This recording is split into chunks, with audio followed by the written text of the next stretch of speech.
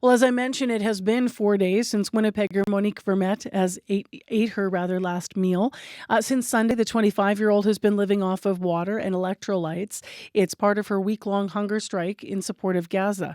Yesterday, 24 countries, including Canada, called on Israel to allow unrestricted aid into Gaza. In a joint statement, the world leaders wrote, quote, "Famine is unfolding before our eyes. Urgent action is needed now to halt and reverse starvation," end quote. Here in Winnipeg, Monique is hoping her strike can affect some change. And she joins us now via Zoom. Good morning.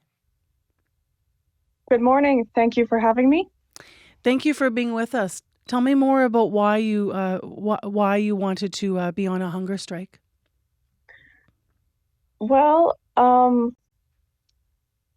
as we all know, over the past nearly 2 years, we've seen massive destruction in Gaza. We've seen over 60,000 confirmed killed in airstrikes and other ways, the vast majority of them being women and children.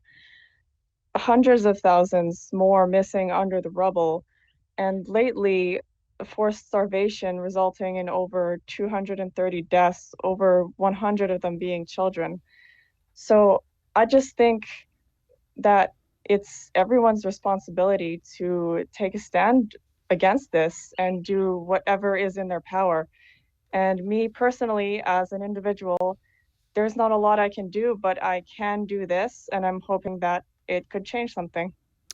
Um, um, how are you physically holding up, and what are you allowing in your body? I mentioned some water. Yes, I am allowing myself water as well as electrolytes in the water, but no food whatsoever, no calories.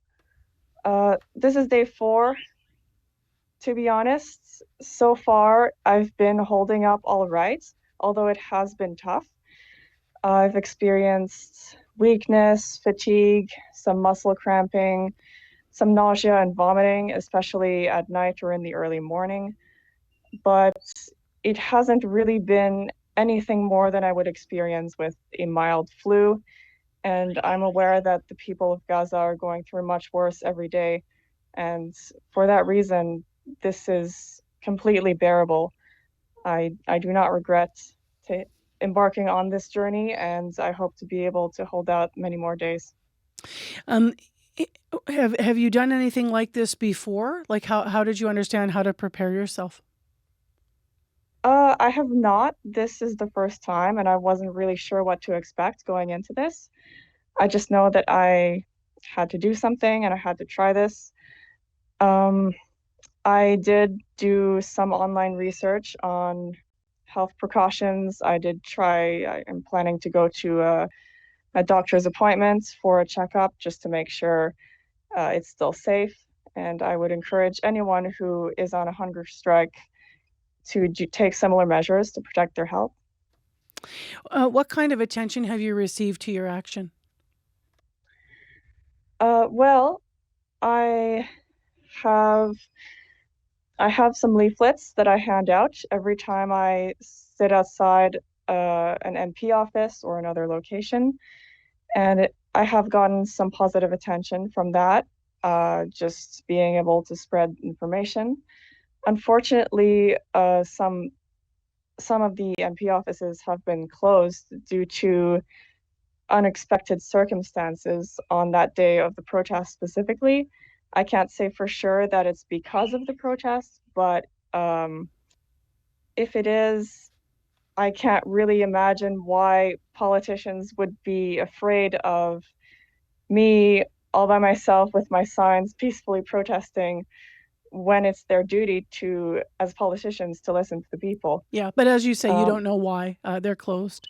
Can't yes, confirm that I for can't sure. say for sure. Have you heard back from But any of the political MPs, or have you heard from others in reaction to your action? I understand others might have even been joining you. Is that correct? yes, thankfully, I have a lot of people who are supporting me through this, even though so far I've been the only one on a hunger strike. But it is very nice to have a community that I can rely on. people who may come and stand with me at the various protest locations, people who may come and bring me some water, check in on me to see how I'm doing. So that has been very positive. I haven't really heard much from the actual MPs or any politicians regarding this. You've been protesting in support of Palestine for years. Why do you personally feel so passionate about this cause? Well, to be honest, there probably are several reasons. First of all, um, as any human being with empathy, I can see what's going on there, and it's really devastating. And I feel like I can't just stand by and do nothing. I have to try my hardest. As for why Palestine specifically, well, I am a Muslim, so that definitely adds to it. But even before I converted to Islam, I still felt that the Palestinian cause was very close to my heart. I can't say for sure why. It just is. What changes are you hoping to see come from this? Well, of course, I'm hoping that the government of Canada imposes sanctions as they said they would if the situation got worse and Israel did not allow aid in. Um, but the situation has gotten worse. And all we're seeing right now is statements, which, while that is good, it's not really action. And I really expect to see more than that. And I would like for the government of Canada to recognize that this is a genocide, according to um, an Amnesty International report that concluded that this is genocide, as well as several genocide scholars from all over the world, including in Israel, and then take the necessary measures and act. Um, although I'm not entirely optimistic that a 1 week hunger strike is going to accomplish this. I'm not sure how much longer I will be able to go. I've only planned protests for the next week, but I'm hoping that it at least bring a little bit more awareness. It pushes people to act a little bit more. Any positive change is really what I'm looking for in the immediate time frame. Um, yeah. Where are you going to be today? Today, I'm planning to be outside of City Hall and outside of the legislative building. Monique, thank you for being with us and outlining what you're doing this week and why. And we appreciate your time on CBC. Be well. Thank you.